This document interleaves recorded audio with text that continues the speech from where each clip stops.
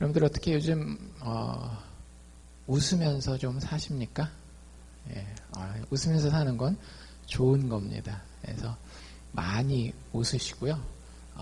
오늘 그 웃음에 대해서 같이 이야기를 나누려고 합니다. 웃음이 없으면 사실은 인생이 굉장히 메마르겠죠. 그렇죠? 웃음이 없으면 집에 사는데 식구들이 다 이러고 있어요. 이러고 있으면 여러분들 집에 들어가기 별로 싫을 거예요. 사실 조금 더 정확하게 말씀을 드리면은요, 웃음이 없는 인생은 생존이 불가능한 인생이라고 보시면 됩니다. 팀 켈러 목사님 설교에 나온 그 사례를 제가 잠깐 소개를 드리면, 어떤 가수가 뉴욕에서 나름 유명했던 가수가 자살을 했는데, 근데 그 자살한 그 뒷이야기들, 이제 이 사람이 어떤 사람이었고 어떤 노래들을 불렀고 이런 기사들이 나올 거 아니에요. 근데 그 친구가 그 사람 죽기 전에 삶을 묘사했는데 뭐라고 얘기를 했는가 하면, 그 사람은 마치 어떻게 웃는지를 잊어버린 사람처럼 살았더라. 그리고 나서는 더 이상은 삶을 견디지 못하고 그 인생을 마감한 그런 기사를 봤다라고 이야기하시던데, 진짜 우리 삶에는 웃음이 필요한 것 같습니다. 물어봅시다. 여러분들 진짜 웃음이 있나요? 예, 여기서 다 예라고 대답은 하셔요. 웃으니까. 근데 저도 그래서 한번 생각을 해봤는데, 웃음의 종류가 있더라고요. 웃음엔 여러 가지 웃음이 있습니다. 지금 웃고는 있는데 불안한 웃음. 이게 어떻게 될지 몰라서 속으로는 뭐라 그래야 될까, 마음이 불안한 웃음이 있고요. 또 한국 사람들이 좀 잘 웃는 웃음 중에 하나가 뭐냐면 비웃음. 딴 사람이 막 이런 걸 보고 막 이렇게 약 올리고 남을 이렇게 낮춰가면서 웃는 웃음도 있어요. 나름 그것도 내 마음의 기쁨을 좀 가져다 줄 수는 있지만 그렇게 건강한 웃음은 아니겠죠. 그리고 또 한 가지 제가 생각해 본 웃음은 쓴 웃음. 웃기는 웃죠. 근데 그 젊은 친구들은 요즘에 그런 얘기를 쓰잖아요. 웃프다고. 이게 지금 웃기는 하지만 상황이 어떤 상황이에요? 굉장히 좀 슬픈 상황이에요. 웃긴 웃지만 이게 참 내가 그렇지 그러면서 이렇게 헛웃음 웃는 그런 쓴웃음 있잖아요. 그래서 남을 낮추면서 웃는 비웃음이라든지, 나 스스로를 낮추면서 웃는 쓴웃음이라든지, 아니면 내 주변의 상황들이 언제 낮아질 줄 몰라서 웃는 불안한 웃음들이라든지, 이런 웃음들이 사실은 건강한 웃음들과 우리의 삶에는 많이 섞여 있고요. 그리고 실질적으로 우리가 우리의 삶을 잘 살펴보면 건강한 웃음을 웃은 지가 언젠가, 그러니까 아이 같은 웃음이라 그러잖아요. 정말로 여러분들 애들 웃는 거 보셨어요? 깔깔깔깔깔 대면서 막 웃는 그 웃음을 보신 지가 얼마나 되셨는지, 그리고 내가 그런 웃음을, 그런 진짜 참된 해맑은 아이 같은 웃음을 웃어본 지가 언제인지, 오늘 아침에 혹시 그런 웃음을 웃고 오셨는지, 어제라도 혹시 웃으셨는지, 아니면 지난 한 주간 동안 나에게 그런 웃음이 있었는지. 근데 사람이 나이를 먹어갈수록 그런 웃음이 많이 사라지는 것 같아요. 근데 오늘 본문이 여러분들 눈치채셨겠지만 18장에도 그렇고 21장에도 그렇고 계속 웃는 한 여인에 대한 이야기가 나옵니다.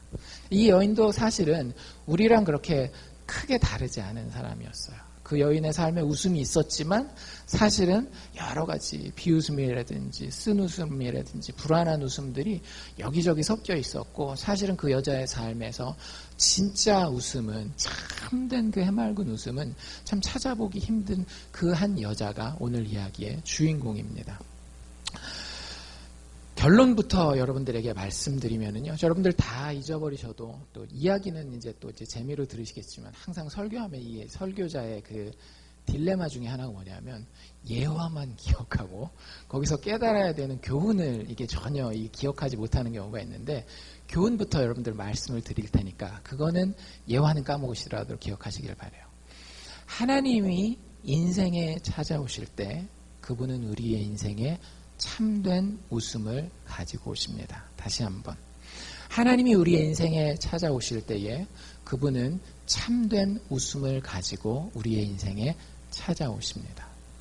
그래서 여러분들이 정말로 내 안에 참된 웃음이 있기 원한다라고 한다면 하나님이 오실 그날을 참 한번 기대를 해보세요. 하나님이 여러분들 인생에 진짜 오시잖아요. 그럼 여러분들이 세상이 알고 있는, 어쩌면 내가 지금까지 알고 있었던 것과는 차원이 다른 웃음을 웃을 수 있는 사람이 될 것입니다. 영구적이고요. 그 깊이를 따졌을 때 깊이가 내가 지금까지 세상에서 웃었던 그 어떤 웃음과도 비교할 수 없이 깊은 웃음을 웃을 수 있게 된다라고 하는 것이 오늘 우리가 살펴보게 될 본문의 결론이라고 하는 거예요. 이야기로 한번 들어가 봅시다. 18장 1절 아까 우리가 읽은 데 보면 여호와께서 마므리 상수리 숲을 근처에서 아브라함에게 나타나셨다라고 이야기를 합니다. 때는 언제쯤 되었느냐? 오정쯤에, 그러니까 낮 12시, 지금 이 시간 정도 되는 거예요. 근데 여러분들 중동의 날씨를 생각해 보시면 됩니다. 사막 지역이고 굉장히 더운 지역이에요. 그래서 정오 12시 즈음에 아브라함이 자기 장막문 앞에 앉아 있다라고 이야기를 합니다. 우리랑은 좀 상황이 달라요. 우리는 대한민국 사람들은 예로부터 농사를 짓는 사람들이었지만 이스라엘 사람들은 예로부터 뭐 하는 사람들이었어요? 양치는 목축업을 하는 사람들이에요. 그러면 최근의 예로 여러분들이 이해하기 쉽게 한다면 혹시 몽고에 대한 다큐멘터리 같은 거 보신 분들은 막 말 타고 다니고 쫙 넓은 초원에다가 이렇게 천막 크게 치고 이렇게 하잖아요. 그러니까 그렇게 사는 사람들이 유목민들입니다. 그런데 이스라엘 사람들은 유목민이었어요. 그래서 아브라함도 지금 가나안 땅에 거할 때에 이렇게 우리처럼 이렇게 집을 짓고 건물에 사는 것이 아니라 양들을 먹이기에 제일 좋은 지역으로 가서 거기다가 텐트를 치고 천막을 치고 그 지역에서 뭐 한 달이건 두 달이건 뭐 짧으면 몇 주건 지내면서 거기서 이제 자기의 생활을 하는 거죠. 그리고 그 당시에는 굉장히 보수적인 사회였기 때문에 그 텐트 밖으로는 누구만 나오는가 하면 남자들만 나와요. 여자들은 항상 텐트 안에. 지금도 중동에 가면 아니면 미국에 사시는 중동분들 같은 경우 그 얼굴을 어떻게 해요? 히잡 이런 거 아시죠? 요렇게 눈만 요렇게 나오게 해가지고 다 가리고 다니잖아요. 그래서 그런 게 이제 그 당시의 문화라는 생각을 하시고 오늘 이야기를 보시면 조금 더 잘 이해하실 수 있을 거예요. 그래서 장막문 앞에 앉아 있다라고 하는 것은 우리식으로 얘기를 하자면 집 앞에 벤치 있잖아요. 거기에 이렇게 앉아 있었던 거예요. 그리고 그 나무 그늘이 이렇게 있었던 것 같은데 2절에 보면 눈을 들어서 이렇게 봤더니 사람이 3명 이렇게 지나갑니다. 그 당시의 문화 중에 하나, 지금도 중동 지역에 가면 많은 분들이 의외로 느끼는 것 중에 하나가 뭐냐면 손님 접대의 문화입니다. 그래서 그 동네에 모르는 사람이 지나가잖아요. 그러면 그 이슬람교를 믿는 사람들이라든지 아니면 그 당시에 이 아브라함과 같은 문화권에 있는 사람들은 그런 사람들을 대접함으로써 자기도 모르는 사이에 천사나 하나님을 대접할 수 있다라는 생각을 가지고 있었어요. 그래서 항상 나그네나 여행객들은 마치 누구처럼? 천사처럼 혹은 하나님처럼 빨리 데려다가 모시면 그 사람이 내 집에서 잘 먹고 가면 만약에 그게 천사였다, 하나님이었다, 그럼 어떻게 되는 거예요? 큰 복을 받는 거예요. 그래서 영어로 hospitality라고 하죠. 다른 사람에게, 특별히 손님들에게, 나그네와 객에게 친절을 베푸는 그런 것들이 굉장히 이 사람들이 철저하게 가지고 있는 문화 중에 하나였습니다. 그래서 눈을 들어 이렇게 봤는데 그 사막에 정오니까 제일 더울 때일 거 아니에요.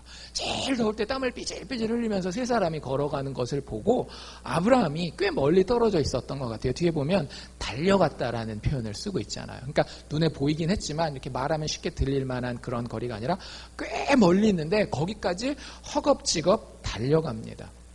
그래서 그들을 영접하여서 그들을 정말로 극진히 모시는데 얼마나 극진히 모시는가 하면 2절 맨 마지막에 그들을 보고 몸을 땅에 굽혔다. 이렇게 세배하는 거 있죠. 우리 절하는 거. 자기가 처음 본 그 사람들한테 땅에 엎드려서 절을 하면서 뭐라고 얘기를 하는가 하면 3절에 주인님 이렇게 불러요. 이게 주여라고 하는 표현이 영어 표현으로 한다면 Sir, 선생님 해가지고 극도로 그 사람을 높이는 표현이거든요. 그 사람 직업이 뭔지도 그 사람 이름이 뭔지도 모르지만 그 사람을 나의 주인님이여 라고 부르면서 내가 주인님께 은혜를 입었으면 원컨대 종인 나를 떠나서 지나가지 마십시오. 내가 물도 가지고 하고 당신들 지쳤을 텐데 발 마사지도 해준다. 여기 나오잖아요. 당신들의 발을 씻어주고 그리고 우리 집 앞에 큰 나무가 있는데 그 나무 앞에서 좀 쉬시고 계시면 제가 가서 당신들을 쾌활하게 할 수 있도록 영어로 entertain이라는 단어가 있잖아요. 좋은 음식에 좋은 음료에 준비해 올 테니까 우리 집 앞 나무에 제가 식탁 준비할 테니까 거기서 쉬다가 가십시오라고 이야기를 합니다. 그리고 6절에 보면 아브라함이 급히 장막으로 들어가서 자기 이제 아내 이제 누가 바쁜 거예요. 일은 남자가 저지르고 바쁜 거는 여자가 바쁜 거죠. 그래가지고 자기 아내 사라를 딱 부릅니다. 이르러 이르되 속히 고운 가루 세스, 그러니까 밀가루를 얘기를 하는 거죠. 밀가루를 가져다가 반죽하고 떡을 만들라고 이야기를 하고요. 그리고 자기는 빨리 또 자기 양떼에게 달려가서 7절에 보면 자기 짐승떼에서 기름지고 좋은 송아지를 가져다가 하인 중에 하나에게 주면서 빨리 요리해 와라 라고 이야기를 합니다. 그리고 나서 뭐 여기 나와 있는 버터라든지 우유라든지 하인이 해온 요리라든지 사라가 준비한 떡을 그들 앞에다가 8절에 보면 진설하였다 이렇게 잘 차려놓는 거 테이블에 세팅해가지고 잘 차려놓는 걸 진설하는 거거든요. 사실 이게 하나님 앞에 떡을 드릴 때에 그 쓰는 단어예요. 그러니까 하나님을 섬기듯이 테이블을 진짜 깔끔하고 예쁘게 한 다음에 최고의 요리들을 가지고 와서 그 손님들 앞에 3명의 나그네들 앞에 차려놓습니다. 그리고 아브라함은 거기 앉아서 같이 먹느냐? 아니에요. 여러분들 웨이터 아시죠? 이렇게 딱 이게 냅킨 딱 두르고 준비하고 있는 물 필요하십니까? 뭐 이렇게 하는 그런 식으로 해가지고 나무 아래 아예 아브라함은 모셔 섰다라고 얘기를 하고 있어요. 이 사람들이 다 먹는 동안에 아브라함은 서서 서빙을 하는 거예요. 쉽게 얘기하자면. 그리고 그 사람들은 잘 먹습니다. 먹는 도중에 이 사람들이 이제 아브라함한테 말을 붙여요. 정확하게 어느 시점인지는 모르겠지만 아브라함이 뭐라 그래야 될까 식사를 대접하면서 어느 시점인가 이 사람들이 보통 사람이 아니라는 걸 깨달은 것 같아요. 그리고 나중에는 정답을 압니다. 이 중에 한 분이 하나님이라고 하는 거예요. 아까 우리 1절 읽었잖아요. 1절에 처음에 어떻게 나왔었어요? 여호와 하나님의 이름이잖아요. 여호와께서 마무리 상수리 숲을 근처에 아브라함에게 나타나셨다라고 얘기를 하잖아요. 자세히 자기가 섬기다 보니까 이분이 하나님인 거예요. 신기하죠. 그러니까 중동 사람들이라든지 그 당시에 고대 근동 사람들이 그럴 수밖에 없는 게 이런 경험들을 했었던 것 같아요. 지난주에 우리 하갈 경험했잖아요. 그렇죠? 하갈에게 나타났던 여호와의 사자, 하나님의 신현의 모습으로 정말로 사람들이 생각하지도 못하는 사이에 하나님께서 방문하고 가시는 이런 경험을 아브라함이 하면서 그리고 그 도중에 깨달은 거예요. 그리고 그 대화 가운데에 하나님이 아브라함에게 뭐라고 얘기를 하시는가 하면 9절에 보면 네 아내 사라가 어디 있느냐라고 이야기를 합니다. 그래서 당연히 장막에 이렇게 남자 손님들이 왔으니까 이렇게 남녀 7세 부동석 한국만 하는 게 아니라 고대 근동도 다 하던 거거든요. 그래서 장막 안에 있습니다. 여자니까. 근데 이 사람들이 그 얘기를 듣고 뭐라고 얘기를 하는가 하면 너한테 내가 다시 올 텐데 네 아내 사라가 아들을 가지게 될 것이다 라고 이야기를 해요. 이때 아브라함의 나이는 99세였습니다. 여러분들 잘 생각해 보세요. 99세. 사라는 10살 어리거든요. 그럼 몇 살이에요? 89세예요. 그러니까 완전 할아버지 할머니죠. 그 사람들에게 하나님이 아들을 줄 것이다 라고 그때 와서 99세, 89세 커플에게 이야기를 하고 있는 겁니다. 여러분들 한번 제가 이렇게 물어볼게요. 지금 하나님과 두 천사가 아브라함의 집을 방문했잖아요. 과연 여러분들이 지금 쭉 읽어보니까 이 집에서 누구를 만나기 위해서 이 하나님과 두 천사가 온 것 같나요? 너무나 당연해 보이나요? 보기를 2개를 드릴 테니까 한번 찍어보십시오. 1번 아브라함, 2번 사라. 하나님 누구를 만나러 오신 것 같아요? 지금 말은 아브라함과 섞고 있습니다. 근데 이 내용을 잘 들어보잖아요. 이거 다 누가 들어야 되는 내용인가 하면 사라가 들어야 되는 내용이에요. 그리고 사라가 장막문 뒤에 있었거든요. 사라가 그 얘기를 듣고 어떻게 해요? 기겁을 하죠. 내가 나이가 몇인데 하면서 이렇게 웃었어요. 저처럼 웃으면서 아이고 내가 진짜 이렇게 늙었는데 어떻게 아들을 낳을까, 얼마나 노쇠하였는데.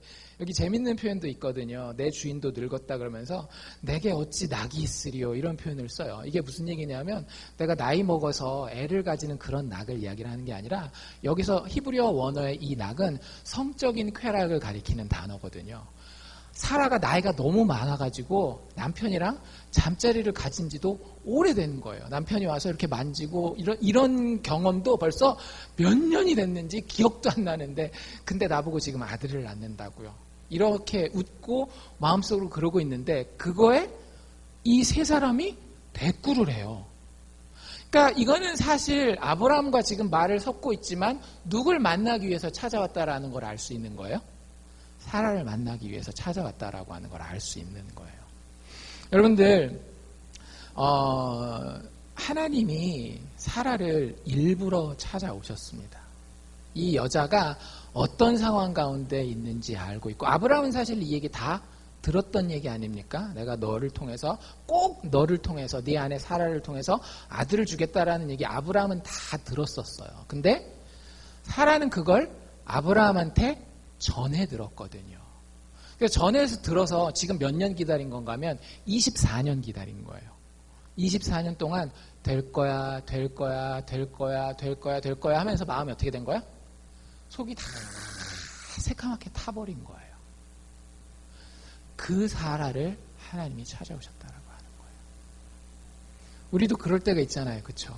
마음이 다 타버렸을 때에 정말로 내 속에 쓴뿌리로 가득 차 있고, 이제는 더 이상 내 스스로도 자포자기해서 아무것도 없는 상황이 되어버린 그런 상황, 그게 지금 사라가 가지고 있는 상황이었다라고 하는 거예요. 하나님이 이렇게 그 사라를 찾아오셨는데요, 사라가 어떻게 반응했는지 보셨어요?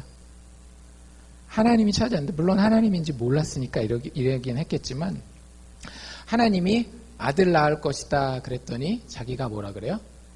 아니 되옵니다. 이게 아니 되는 거는 불가능할 겁니다 라고 이야기하는 거잖아요. 안 될 겁니다 라고 이야기를 하고 키득키득 비웃고 있습니다. 야, 성경에 여러분들 하나님을 비웃은 사람이 몇 되지 않아요. 그 중에 하나가 누구예요? 이 사라인 거예요. 여러분들, 근데 우리도 그래요.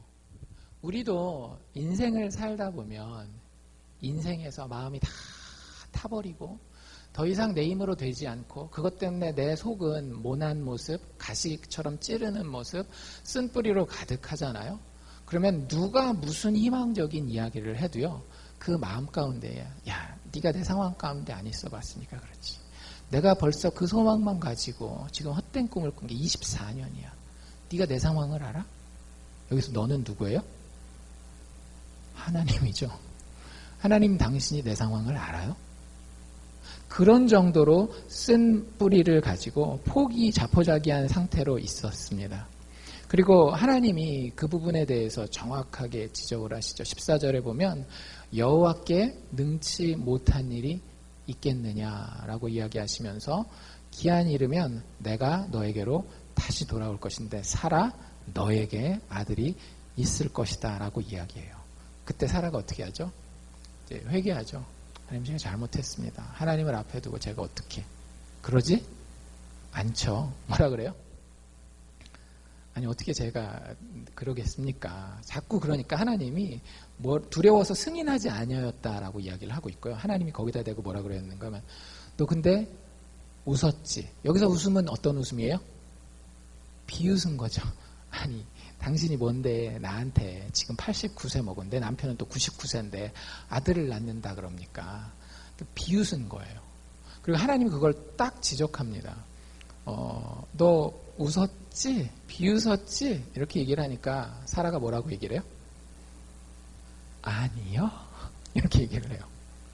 하나님이 그거에 대해서 정확하게 다시 한번 지적합니다. 아니야, 네가 웃었어. 여러분들 이게 대화가 왔다가 처음에는 우리는 이제 아브라함을 만난 줄 알았는데 마지막에 보면 대화가 누구와 누구 사이에 끝나는가 하면 하나님과 사라 사이에 끝나잖아요. 이런 것들을 보면서 우리가 깨닫는 건 뭐냐면 하나님이 어떤 분인지를 진짜 알게 되는 거예요. 사라가 하나님한테 진짜 정말 예의 없이 하는 겁니다. 여러분들 진짜 예의 없는 친구들 보신 적 있으세요? 어른한테도 막 이게 막 말 함부로 하고 막 그런 상황들 보면 어이가 없잖아요. 근데 진짜 그 상황 중에 아주 최고조를 지금 사라가 달리고 있는 거예요. 근데 하나님이 여기서 어떤 모습을 보이고 있는가 하면은요, 굉장히 자기 어떤 가시와 쓴뿌리로 가득 차서 아주 그냥 비아냥거리고 있는 이 사라에게 하나님은 너무나도 친절한 모습으로 사라를 대하고 있는 모습을 볼 수가 있습니다. 오늘 하나님이 우리 인생에 찾아오실 때 그렇게 찾아오시는 거예요. 우리 마음속에 쓴뿌리가 가득하고요. 자포자기 상태에서 누가 날 건드리기만 하면 내가 다 쏟아부으리라고 하는 그 상황에서 하나님은 우리에게 친절하게 찾아오셔서 계속 설명해 주십니다. 근데 네가 생각하고 있는 거 그거 아니야. 이게 맞는 거야. 진리에 대해서 이야기해 주시고요. 설명해 주시고 그리고 하나님이 떠났다가 나중에 또 다시 찾아오겠다라고 약속하시는 거예요. 여기 보면 참 재밌습니다. 사라가 자기에 대해서 비아냥거리는 말과 그 말을 하나님이 다시 반복하는 그 표현 두 개를 한번 여러분들 제가 읽어드릴 테니까 비교해 보세요. 사라가 자기 스스로에게 하는 말입니다. 아까 제가 읽었던 말인데요. 내가 노쇠하였고 내 주인도 늙었으니 내게 어찌 낙이 있으리요. 이게 어떤 표현인지 여러분들이 이제 아시죠? 그걸 하나님이 다시 리프레이징 합니다. 다시 한번 반복하셔요. 그때 뭐라고 이야기를 하는가 하면 네가 이르기를 내가 늙었거는 어떻게 아들을 낳으리요. 표현이 조금 다르다라는 거 느끼십니까? 첫 번째 사라가 했던 표현은요. 자기를 굉장히 낮추고 있어요. 보세요. 나도 이렇게 쭈글쭈글합니다. 내 환경, 내 남편, 같이 아들을 낳아야 되는 남편도 벌써 99세예요. 우리 둘의 관계, 잠자리를 가지지 않은 지가 얼마나 오래됐는지 몰라요. 이런 쓸모없는 그런 생산이 불가능한 가정 가운데에 내가 있습니다. 라고 자기 스스로에 대한 그림을 그리고 있는 거예요. 하나님은 그 상황을 그대로 묘사하시긴 하십니다. 그런데 거기에 들어있는 쓴뿌리라든지 자기 비하 같은 것들은 다 빼셨어요. 다시 한번 제가 읽어드릴까요? 그냥 내가 늙었거늘 어떻게 아들을 낳으리요. 사라가 한 말을 그냥 그대로 반복하되 거기서 쓴 것들, 자기를 갖다가 비하하는 표현들은 다 빼고 그냥 사라가 이야기한 팩트만 그대로 이야기를 하십니다. 사라가 사실은 여기서부터 시작해야 되는 거거든요. 괜히 막 흥분해가지고 자기 혼자 자기 신세한탄하느라고. 여러분들 신세한탄하다 보면 자기 기분이 더 어떻게 되나요? 뭔가를 깨달아서 막 더 올라가는 게 아니라 신세한탄은 하면 할수록 자기를 밑으로 끌고 내려가는 거거든요. 근데 그 사라에게 하나님이 오셔서 너무나도 친절하게, 심지어는 자기가 모욕을 당함에도 불구하고 그 사라를 참아줘 가면서 사라에게 설명해주고 사라에게 또 다시 찾아오겠다라고까지 약속을 하고 계십니다. 참 놀라운 분인 거예요. 진짜 놀라운 분인 거예요. 여러분들 왜 사라가 이렇게까지 깊은 쓴뿌리를 가지게 됐을까요? 자기 자신에 대해서 어떤 소망도 가지지 못하는 불쌍함 가운데에 사라가 빠지게 된 이유가 뭘지 한번 읽으시면서 생각해 보셨는지 모르겠어요. 근데 지금 사라를 만난 하나님은 이렇게 사라의 상태에 대해서 진단합니다. 네가 그렇게 쓴뿌리가 가득하고 네 마음 가운데에 좌절하고 자포자기하는 이유가 있다. 그게 뭐냐면 아까 하나님이 하신 얘기인데요.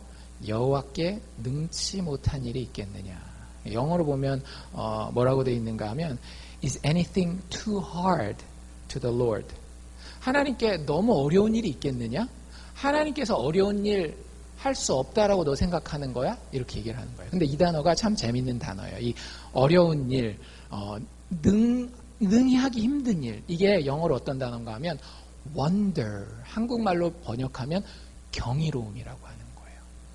사라의 마음속에는 아무리 하나님이라 할지라도 내 인생에 경이로움을 가져올 수 없다라는 생각이 가득 차 있었던 겁니다. 세상 사람들 얘기로 한다라고 하면 패배의식일 거고요. 부정적인 생각일 거고요. 나는 안 돼. 나만 안 되는 게 아니라 누구도 안 돼. 하나님도 안 돼. 라고 하는 하나님의 경이로움, 그 wondrous work, 시편 기자들이 계속 쓰는 말이거든요. 그게 더 이상은 내 인생에 불가능하다라고 하는 결론을 가지고 있었기 때문에 그 인생의 쓴뿌리와 자포자기의 태도가 가득했었다라고 하는 거예요. 여러분들, 경이로움에 대한 소망을 잃어버리면 사람의 얼굴에 웃음이 사라집니다. 예를 들면 이런 거예요. 여러분들, 애들이 인생 살기 힘들다 이런 유치원 애들 보신 적 있으세요? 애들이 막 얼굴이 길게 늘어져가지고 막 인생 신세 한탄하고 그런 애들 없어요. 왜 그럴까요? 물론 이렇게도 볼 수 있겠죠. 세상을 아직 모르니까. 근데 꼭 그런 것만은 아닌 것 같아요. 여러분들 4살짜리 애를 데리고 동물원에 한번 가보십시오. 호랑이 보여주면 어떡해요? 우와, 호랑이다. 악어 보여주면 악어 막 이러면서 그 마음 가운데에 정말 놀람이 있는 거예요. 경이로움이 있는 거예요.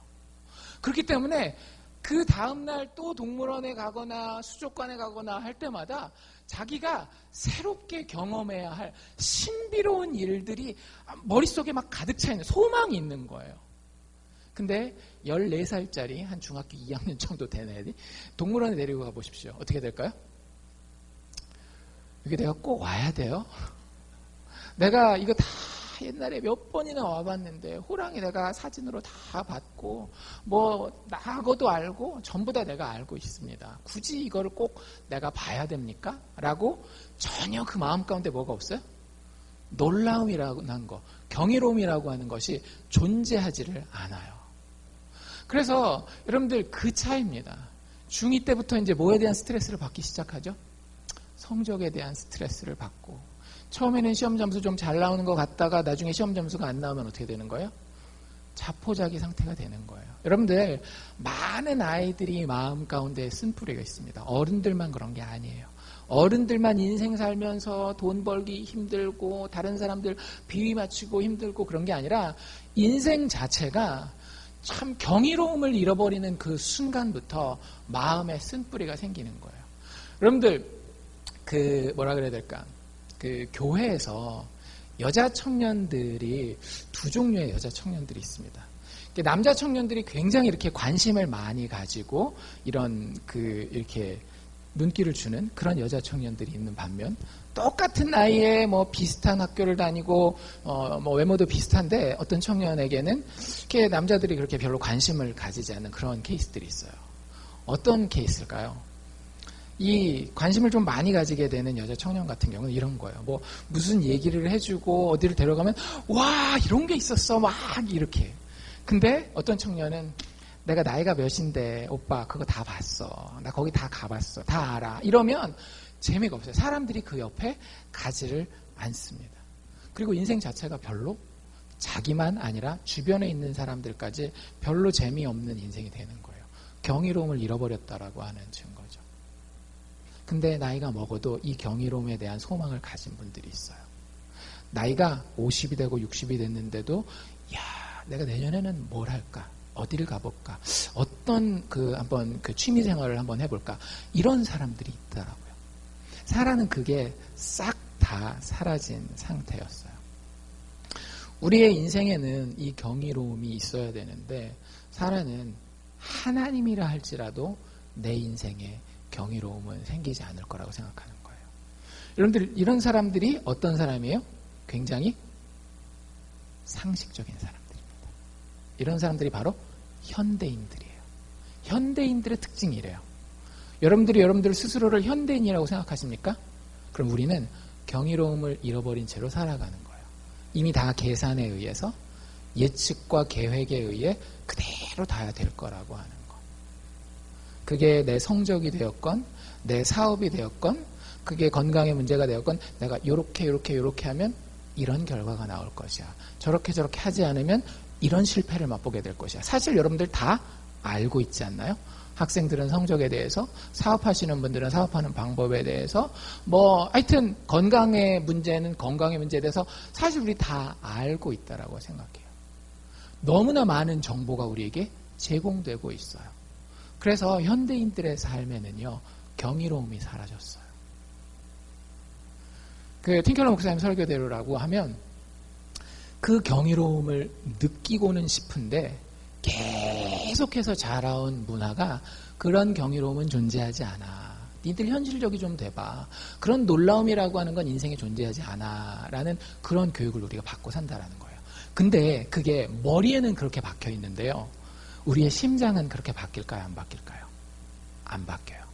우리가 인간인 이상은 여전히 그 경이로움을 가지고 싶어요. 그 대표적인 예 중에 하나가 뭐냐면 여름만 되면 어떤 영화들이 나오는가 하면 흔히 얘기하는 블록버스터 액션 무비 막 몇백만 불씩 몇천만 불씩 투자된 그런 영화 나오거든요. 그게 여러분들 그 영화 별점 주잖아요. 별점이 보통 높게 나오나요? 낮게 나오나요? 흔히 여름에 나오는 그 블록버스터 무비는요. 별점이 항상 낮게 나옵니다. 왜? 스토리라인도 뻔하고 나와서 연기하는 배우들도 이름만 있지 연기 자체도 이렇게 명연기가 아니고 이렇다라고 하는 거예요. 근데 그 이야기에는 뭐가 있는가 하면은요. 경이로움이 있는 거예요. 막 주인공이 막 죽을 것 같이 어려움을 당하지만 사실은 그 주인공을 정말로 풍성하게 해줄 수 있는 놀라운 마법 같은 힘이 어딘가에 있는 거예요. 그것과 주인공이 처음에는 멀리 떨어져 있어요. 근데 우당쾅쾅쾅쾅쾅 깨부시면서 뭘 발견하게 되는가 하면 이 주인공의 삶에 이 마법의 능력이 들어갈 수 있는 열쇠가 발견되는 거예요. 그래서 그거 영화를 보고 있으면 속이 시원한 거죠. 밖에 나와서는 그렇죠. 문화인으로서 이거 수준이 좀 낮긴 해. 다른 사람들 다 보니까 내가 보는 거지 하지만 속은 실은 어떤 거예요? 진짜 마음이 좋은 거예요. 현대인들이 그렇게 살아요. 경이로움을 마음으로는 알고 있지만 겉으로는 표현할 수 없는. 왜냐하면 계산에 의해서는 그게 불가능한 거거든요. 여러분들은 어떤 경이로움에 대한 소망을 가지고 있습니까? 많은 분들이 경이로움에 대한 소망을 조금은 가지고 있어요. 부모님들 같은 경우는 애들이 아직 어리면 특히 미국 사회에서는 좋은 대학에 갈 수 있으리라고 하는 내 아이가 하버드에 가게 된다라는 경이로움에 대한 소망을 가지고 인생을 살아갑니다. 젊은 친구들 같은 경우는 앨런 머스크나 스티브 잡스나 주커버그나 이런 사람들처럼 내가 참 커리어에서 너무 잘해가지고 돈을 엄청 벌 수 있을 것 같은 그런 경이로움에 대한 소망을 가지고 살아가요. 그런데 여러분들이 정말로 그 경이로움 가운데에 다가갈 수 있는지를 생각해 보십시오. 어떻게 하면 그 경이로움 가운데 다가갈 수 있는지를 생각해 보십니까? 그리고 그 결과가 어떠한지도 한번 차근차근 연구해 보셨는지 모르겠어요. 참 신기한 거는요. 거기 도달해 보기 전까지 진짜 거의 대부분의 사람들이 그 경이로움이 진짜 경이로움인지를 모르고 가짜 경이로움인데 진짜 경이로움인 줄로 착각하고 쫓아가는 경우가 많아요. 제가 아는 경우들 좋은 대학 보낸 부모님들 지금 이제 벌써 연세가 많이 되신 분들이죠. 한 60대 조금 젊으면 한 50대 되는 분들 아이들을 진짜 좋은 학교에 보냈어요. 그러면 그 경이로움이 그분을 남은 평생 동안에 정말로 계속 웃으면서 살게 해주느냐? 보니까 아니더라고요. 자식 아이비리그 가도 하버드 할아버지를 가도요. 그 경이로움은 어느 정도 가다가 그치는가 하면 몇 년 가다가 그쳐요. 여러분들은 어떤 경이로움을 쫓아가고 계십니까? 그리고 어떻게 그 경이로움을 이루기를 원하십니까? 세상은 우리에게 뭐라고 얘기를 하는가 하면 여러분들 꿈을 크게 가지고 잘 믿기만 하면 여러분들에게 이루어질 겁니다. 그리고 사실은 성경의 이 이야기들도 그렇게 설교하는 분들도 참 많아요. 사라가 하나님이 주신 그 꿈을 정말로 잘 믿고 그 꿈을 꿔서 하나님 앞에 잘 붙어 있었기 때문에 이 경이로움을 선물로 받고 그 경이로움 가운데 마침내 웃을 수 있었다라고 이야기하는 사람들이 되게 많이 있는데요. 여러분들 그건 굉장히 잘못된 해석입니다. 성경이 그렇게 이야기하고 있지 않아요. 여러분들, 우리는 아브라함을 믿음의 조상이라고 이야기를 합니다. 그렇죠? 사라를 믿음의 조상 혹은 믿음의 어머니라고 얘기하는 표현을 들어보신 적이 있으세요? 없죠. 왜 그럴까요? 오늘 우리가 읽은 이야기 때문에 그런 거예요. 여러분들, 인생에서 하나님을 직접 면대면으로 만날 수 있는 기회를 가지는 사람이 몇 명이나 될까요? 전 세계 역사를 다 통틀어도 하나님과 얼굴 대 얼굴로 만나서 대화를 나눌 수 있는 특권을 가지는 사람은 많지 않아요. 기회 아닙니까? 그 하나님 앞에 내가 얼마나 믿음이 좋은지, 내가 하나님을 얼마나 신뢰하고 사랑하는지를 보일 수 있는 절호의 기회잖아요. 누가 그 기회를 맞은 거예요? 사라가. 그리고 어떻게 했어요? 멋지게 날려버립니다. 어떻게 해요? 하나님을 앞에다 두고 비웃어버리죠. 그러니까 여러분들, 사라는 오늘 절대 우리에게 믿음의 모범이로, 우리도 사라처럼 저렇게 믿기만 하면, 우리도 사라처럼 저렇게 하나님 앞에서 큰 꿈을 가지기만 하면 하나님의 경이로움을, 하나님의 웃음을 체험할 것입니다를 가르치는 본문이 절대 아니라고 하는 거예요. 사라는 오히려 믿음의 측면에서 따진다라고 한다면 역사상 가장 큰 실패자 중에 하나입니다. 하나님이 아무리 꿈꾸라 그래도 꿈꿀 수 없었고, 하나님이 아무리 믿으라 그래도 그게 비웃어질 뿐 도저히 믿을 수 없는 사람이 사라라고 하는 거예요. 근데 우리는 이야기의 결론을 알고 있잖아요. 결론적으로 사라의 삶 가운데 이 경이로움이 주어집니까? 예. 그래서 그 경이로움을 인해서 웃게 됩니까? 예. 그게 우리가 읽은 21장이거든요. 어떻게, 도대체 사라가 믿음이 좋은 것도 아니고 크게 꿈을 꿨던 것도 아닌데 어떻게 해서 사라의 삶에 그런 경이로운 사건이 일어났으며, 그래서 사라의 삶이 웃음으로 가득 찬 삶이, 기쁨으로 가득 찬 삶이 될 수 있었는지, 여러분들 그 답을 찾으셨나요? 답은 굉장히 간단합니다.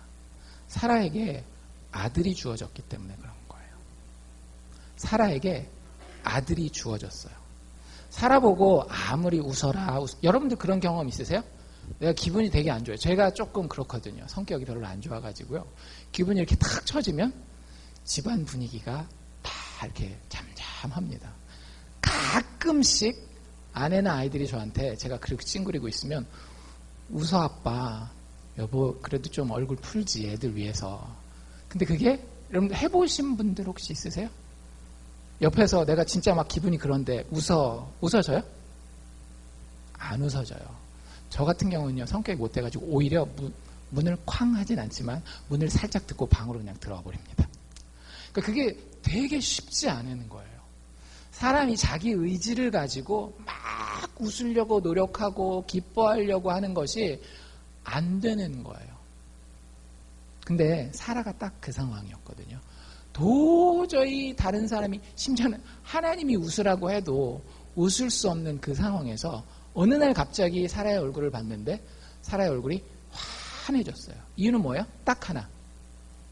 그 품에 뭐가 있는 겁니까? 아들이 안겨져 있는 거예요. 웃지 마, 사라. 창피하게. 우리가 지금 나이가 몇 살인데 애 놓고 지금 표정이 그러는데 표정 관리 해도 사라의 얼굴 모양은 어떻겠어요? 입이 막 찢어지는 거예요. 귀에 걸려가지고 이게 내려오지를 않아요. 여러분들, 이게 진짜 웃음의 근원입니다.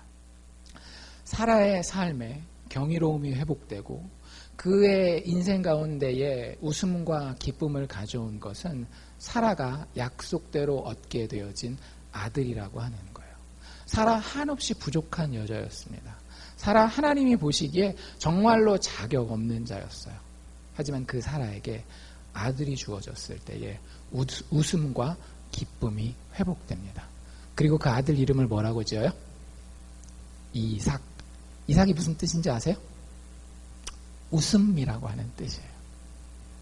이삭아 부를 때마다 사라의 표정이 어땠어요? 쫙 웃으면서, 입가에 웃음이 쫙 번지면서 아이고 우리 웃음이 하면서 자기도 웃는 거예요. 사라의 인생은요, 이전과는 완전히 다른 인생이 된 겁니다. 여러분들, 나이 40 먹은 이후부터는 자기 얼굴을 책임지라고 얘기를 하잖아요. 근데 참 많은 사람들의 얼굴에는 웃음이 없는 표정이 대부분의 시간 동안 지배를 하게 돼요. 사라도 아마 그렇게 살았었을 거예요. 나이가 89세가 될 때까지. 근데 89세에서 90세가 되는 그 해에 다른 변화는 아무것도 없었어요. 그저 아들 하나를 품에 품었을 뿐이에요. 근데 그의 삶은 죽을 때까지 웃음이 떠나지 않는 삶이 됩니다. 자기만 웃는 것이 아니라 6절에 보면 21장 6절에 보면 하나님이 나로 웃게 하셨다. 하나님이 주신 이 아들을 통하여 내가 웃었다라고 이야기할 뿐만 아니라 나의 이 이야기를 듣는 모든 자들도 나와 함께 웃으리라. 자기만 웃는 자가 된 것이 아니라 이 웃음의 전파자가 됐다라고 하는 거죠. 이 기쁨의 전파자가 됐다라고 하는 거예요. 여러분들, 이게 사라의 이야기입니다. 간단하게 요약해 드리면은요, 쓴뿌리로 마음이 가득 차 있고 절망 가운데 있었던 사라에게 하나님이 찾아오셨어요. 그리고 오실 때 뭘 선물로 들고 오셨다라고요? 웃음을 선물로 들고 오셨다라고요. 근데 그 웃음을 주시는 방법이 뭐예요? 아들을 통해서. 이 여자의 능력과 자격과 상관없이 하나님이 약속대로 데리고 온 그 아들을 통해서 사라에게는 기쁨이, 웃음이 회복되었습니다. 아, 옛날에 그런 얘기가 있었나 보다. 그렇게 하면 이건 말 그대로 옛날 얘기예요. 여러분들, 성경은 우리를 위해서 기록되어 있습니다. 여러분, 하나님은 지금도 같은 방식을 통해 우리를 웃게 하십니다. 교회에 오면 제가 옛날에 청년 때 느낀 건데 가끔씩 그런 생각 여러분들도 해보시는지 모르겠어요. 우리 교회 다니는 사람 참 가식적이다. 맨날 교회 와가지고 은혜 받은 것처럼 막 웃고 막 이러고 있는데 이게 나중에 개인적으로 만나서 얘기를 들어보면 그건 아닌데 나눔을 한다든지 뭐 할 때는 막 웃고 다니잖아요. 그리고 예수 믿는 사람은 데살로니가 전서에 나와 있는 것처럼 항상 기뻐하라, 쉬지 말고 기도하라, 범사에 감사하라 했으니까 항상 웃고 다녀야 되는 사람. 막 이렇게 해서 억지로 막 속은 진짜 다 썩어 들어가고 타 들어가는데 웃는 신용만 내려고 하는 그런 사람들이 의외로 저를 포함해서 교회에 참 많이 있더라고요. 진짜 제가 보고 싶은 웃음이 있어요, 교회에서. 어린아이와 같은 웃음. 정말로 진짜 너무너무 자연스럽고 목사 앞이니까 웃는 게 아니고 어떤 자기의 어떤 뭔가를 드러내기 위해서 자기를 포장하기 위해서 웃는 웃음이 아니라 그냥 숨기려고 해도 어쩔 수 없이 드러나는 웃음이 제가 교회에서 보고 싶은 웃음이거든요. 근데 여러분들, 그 웃음은요, 하나님이 지금도 똑같은 방식으로 우리에게 제공하신다라고요. 어떤 방식으로요? 아들을 주심으로. 에이, 무슨 얘기예요? 전 남자인데 어떻게 아들을 낳습니까? 아내를 통해서 낳을 수도 있겠죠. 저는 아직 결혼도 안 했는데요. 예, 제가 여기서 얘기하는 아들이 누군지 교회 오래 다니신 분들은 이미 짐작하셨을 거예요. 사라에게 이삭은요, 그냥 대를 잇는 대상이 아니었습니다. 사라는 지금까지 내 인생에 꿈꾸는 것이 있지만 그 꿈꾸는 것이 불가능할 것 같은 그 상황에서 그게 현실이 되는 경이로움에 대한 체험이었어요. 그게 있을 거야, 있을 거야. 말로는 진짜 귀에 못이 박히게 들었지만 그게 내 품 안으로 들어온 것은 전혀 다른 문제였다라고 하는 겁니다. 여러분들, 하나님이 우리에게 주신 약속이 얼마나 큰 약속이신지 아셔야 돼요. 여러분들, 죽어도 다시 삽니다. 그 정도는 너무 철학적이고 너무 나이 먹은 다음의 이야기라서 감이 잘 안 오시면은요, 여러분들 지금 실패해도 하나님 반드시 다시 일으키십니다. 그게 건강의 실패가 되었건, 재정적인 실패가 되었건, 인간관계의 실패가 되었건, 자식 농사의 실패가 되었건, 하나님 우리에게 분명히 뭐라고 말씀하셨는가 하면 모든 것이 합력하여 선을 이루신다라고 말씀하셨어요. 그리고 그 일을 우리 삶 가운데 성취시키기 위해서 아들을 보내주신 거예요. 예수님이 그냥 온 게 아닙니다. 예수님이 우리에게 그저 도덕적인 모델을 보여주고 예수처럼 사랑하면서 살아. 예수처럼 깨끗하게 살아. 그러면 여러분들 삶 가운데는 경이로움이 없어요. 왜? 도덕은요, 인간 상식이에요. 아까도 얘기한 것처럼 인간의 상식은 사람의 삶 가운데 경이로움을 절대로 가져오지 못해요. 경이로움은 언제 나타나는가 하면 기적이 일어날 때 경이로움이 회복되는 거예요. 내가 도저히 안 된다라고 생각했던 것, 가능성이 너무너무 희박하다라고 생각했던 것, 그것이 내 삶 가운데에 이루어졌을 때에 그제서야 사람은 비로소 놀라게 됩니다. 그리고 그 놀람 가운데에 나도 모르게 웃음을 회복하게 되는 거예요. 여러분들, 교회에서 제가 보기 원하는 웃음이 그런 웃음이에요. 여러분들 언제 웃습니까? 교회에서 사람들이 여러분들에게 오늘 밥 맛있게 하셨네요 칭찬했을 때 웃으십니까? 아니면 사람들 앞에 무대 앞에 서야 될 때에 찡그리고 있을 수 없으니까 헌금위원 할 때에 기도위원 할 때에 그럴 때 그냥 보이기 위해서 웃으십니까? 아니면 내가 아들을 품었기 때문에. 여러분들, 예수는 진짜 살아계십니다. 예수는 우리에게 약속하신 모든 것을 주실 수 있는 분이에요. 그 아들을 내가 마음에 품었기 때문에 내가 그 아들을 보는 경이로움으로 인하여서 나에게 정말로 그 기적 같은 일에 대한 소망이 회복되었는지 여러분들 스스로에게 그것을 물어보시기를 바랍니다. 목사의 칭찬 사실 아무것도 아니에요. 사람들의 칭찬도 마찬가지고요. 여러분들 스스로가 열심히 노력해서 기대하는 것도 사실은 아무것도 아닙니다. 하나님은 우리가 처음 웃음을 잃어버렸을 때부터 이 웃음에 대한 회복을 똑같은 방식으로 계획하고 계셨던 거 아세요? 우리가 처음 웃음을 잃어버렸던 때가 언제입니까? 에덴 동산 아닙니까? 에덴 동산에서 아담과 하와가 쫓겨날 때에 하나님 뭐라 그러시는지 아세요? 내가 너를 구원할 텐데 누구를 통해서 구원한다라고 얘기를 하는가 하면 여인의 아들을 통해서, 여인의 씨를 통해서 내가 너의 웃음을 회복시킬 것이다 약속하셔요. 여러분들, 그 아들이 오셨습니다. 여러분들은 그분을 어떻게 받아들이시는지 모르겠어요. 근데 성경의 선언은 분명해요. 예수 안에 우리의 모든 막힌 담들이 무너질 것입니다. 여러분들의 슬픔도, 여러분들의 쓴뿌리도 세상은 그것을 점점 더 높고 두껍게 쌓아가지만 하나님께서는 그것을 부수기 위해서, 그 문제를 무너뜨리고 여러분들을 웃음으로 회복시키기 위해서 아들을 보내셨어요. 그래서 예수님을 표현할 때 선지자 이사야는 이렇게 얘기를 합니다. 그는 사람들에게서 멸시를 받고 거부되었으며 슬픔의 사람이요 질고에 익숙한 사람이라. 예수님을 가리키는 표현이 슬픔의 사람이라고 하는 거예요. 여러분들, 하나님은 삼위일체의 그 교제 가운데에 예수님은 슬픔을 모르는 사람이에요.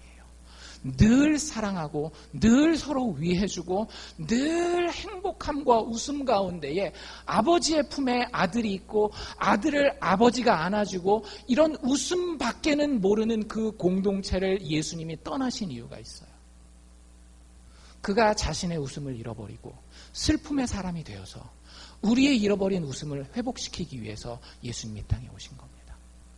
그리고 우리가 죽을 것 같은 그 순간에 아무 소망도 없이 경수가 끊어진 것 같이 나에게 기쁨과 웃음이 도저히 느껴지지 않을 그때에 예수 그리스도께서 십자가의 죽으심으로 우리의 그 웃음을 회복시키기 원하셨다라고 하는 거예요. 그리고 그분이 다시 살아나셨습니다. 여러분들, 집에 가서 이것 묵상하시기를 원해요. 제가 여러분들에게 여러 가지 좋은 얘기들을 해드릴 수 있어요. 저도 책을 많이 보기 때문에 우리의 심리 상담에 대한 이야기 혹은 자기 개발에 대한 이야기 얼마든지 해드릴 수 있어요. 그리고 저도 많이 해봤어요. 그거 가지고 시간 관리도 해보고 감정 관리도 해보고 습관 개조도 해보고 다 해봤어요. 근데 여러분들, 그거는요 우리를 잠깐만 웃게 합니다. 우리를 진짜 잠깐만 웃게 해요. 여러분들이 영원히 웃을 수 있는 비결은 어디 있는가 하면은요, 예수가 십자가에서 왜 죽었는지, 그리고 그가 살아나신 것이 나에게 얼마나 큰 의미인지를 깨달으면 그 웃음은 절대 변하지 않아요. 제가 몇몇 분들한테는 간증드렸지만 제가 일산에 살 때 함께 교제하던 젊은 부부가 있었어요. 근데 그분들이 이런 간증을 하더라고요. 참 예쁘게 신앙생활을 했는데 둘이 이제 젊을 때 애도 없이 같이 살 때에 그 경이로움이 회복된 거예요. 좋은 학교는 나왔고 회사도 좋은 데 들어갔는데 부모들이 뒷받침을 많이 못 해줘서 둘이 신혼으로 살 때에 되게 힘들게 시작을 했거든요. 그래서 여러 가지 어려운 일들을 겪는 가운데에 그 두 부부가 하루는 이런 일을 겪은 거예요. 남편이 나름대로 성경도 열심히 공부하고 그냥 성경만 보는 게 아니라 성경에 대한 해설책을 주석책이라고 그러거든요. 그런 주석책도 갖다 막 보고 하는데 어느 날 자기 방에 들어가서 성경 읽고, 목사 아닙니다. 그냥 평신도예요. 성경 읽고 그 주석책 읽는 가운데에 에베소서에 나와 있는 너희가 받은 그 구원은 하나님의 선물이라. 하나님의 은혜요 오직 믿음으로 받는 그 구원이라는 구절을 읽은 거예요. 그리고 엉엉 울면서 남편이 나왔습니다. 아내한테. 하나님이 나 아무 자격이 없는데 그냥 구원해 주셨대. 예수 그리스도께서 이 자격 없는 나를 위해서 죽어주셨대. 그리고 이 세상 끝날 때 내가 끝나는 게 아니라 예수님이 죽음에서 부활하신 것처럼 나를 다시 살릴 거래. 그리고 지금 내가 어떤 어려움을 당하고 있다 할지라도 하나님 절대 나를 놓지 않으신대. 그게 막 믿어지는 거예요. 그 아들이 진짜 이 품 안에 와서 확 안겨 있는 거예요. 여러분들에게는 그 아들이 있습니까? 교회를 오래 다니고 찬양하면서 눈물을 흘릴 수 있고 기도하면서 하나님 앞에 금식할 수는 있어요. 근데 그 모든 것이 여전히 나의 꿈, 나의 노력, 나의 의지, 그것이 전부가 아닌지, 혹은 가장 불쌍한 사람들은 이런 사람들입니다. 아들 예수를 품어요. 교회 다니면 아들 예수는 다 이렇게 품겨주잖아요. 제가 알려주고 여러분들이 성경 읽으면서. 근데 그 아들을 품었음에도 불구하고 내가 뭘 품었는지 모르는 사람이 사실은 세상에서 가장 불쌍한 사람입니다. 사도 바울이 뭐라 그래요? 너희가 차라리 안 믿으면 안 믿었지 교회 나와서 하나님에 대한 그 부활의 구원의 감격이 없으면 세상 다른 사람들보다도 가장 불쌍한 사람들이다. 여러분들, 저는 제가 할 수 있는 최선을 다합니다. 하나님이 여러분의 웃음을 회복시키기 위해서 죽어주셨습니다. 하나님이. 그리고 여러분들의 삶을 책임지시기로 약속하셨어요. 여러분들이 부도가 나건, 여러분들의 자식이 참 큰 어려운 일을 당하건, 내가 암병에 걸리건 상관없이 하나님이 끝까지 책임지시기로 약속하셨어요. 자기 목숨을 걸고 자기 스스로가 슬픔의 사람이 되어서 우리에게 그것을 약속하셨어요.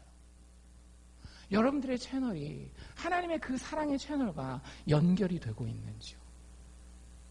아니라고 한다면 우린 참으로 불쌍한 사람들입니다. 우리의 비웃음과 우리의 쓴웃음과 또 우리의 불안한 그 웃음을 참된 웃음으로, 아이같이 해맑은 웃음으로 바꾸기 위해서 하나님은 아들을 보내주셨습니다. 아들 예수를 보내주셨더라고요. 여러분들, 아들 예수의 그림자 되는 이삭을 품고도 사라는 웃을 수 있었고 기쁨의 사람이 될 수 있었다라고 한다면, 우리가 진짜 하나님의 아들 예수 그리스도를 마음에 품었다라고 한다면, 여러분들, 우리의 삶이 어떠해야 할지, 내 마음 가운데 무엇이 넘쳐나야 할지 여러분들 한 주간 살면서 깊이 묵상해 보실 수 있기를 바랍니다. 그리고 언젠가, 그 언제가 언제일지 모르지만 여러분들 얼굴에서 제가 하나님을 아는 자로서 그 아들 있는 증거를 웃음으로 발견할 수 있는 날이 오기를 간절히 기도합니다.